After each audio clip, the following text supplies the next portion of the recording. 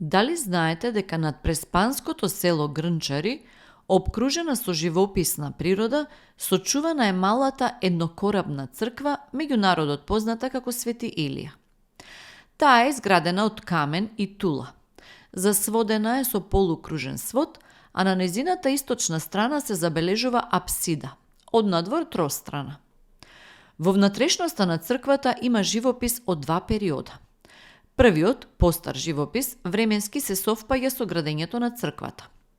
За него науката претпоставува дека потекнува од првата половина од 13 век. Интересно е што Исус на фреската е во црна боја, а во оваа црква може да се види насликан Свети Ахил, светец чиј култ бил особено карактеристичен и многу почитуван во околината на Преспа.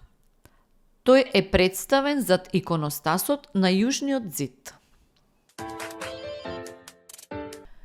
Дали знаете дека на самиот влез во Стар Дојран се издига камено ридче на чиј врв гордо и исправено стои црквата Свети Илија, изградена во 1848 година. Изградена е со доброволни прилози од дојранските верници. Главен архитект бил Ѓорѓе Новаков од село Папрадиште, Велешко. Таа требала да им служи на сите дојрански христијани, но место тоа станала јаболко на раздорот. Духовната поделеност на дојранчани ќе живее се до рушењето на градот за време на Првата светска војна, поточно во 1916 година. Со горењето на црквата Свети Илија изгорел поголем дел од богатството на дојранчани.